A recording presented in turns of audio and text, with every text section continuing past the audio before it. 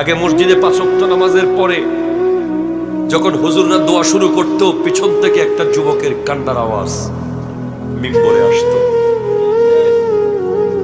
এখন চোখের পানি আছে ঠিক, জায়গা পাল্টে গেছে।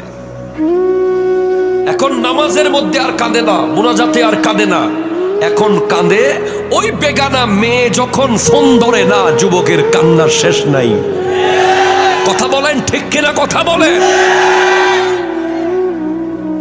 ফেভারিট দল যখন ফুটবলে হেরে যায়, যুবক কেঁদে দেয়। ক্রিকেট খেলায় যখন রান পায় না, কেঁদে দেয়। হেরে গেলে কেঁদে দেয়।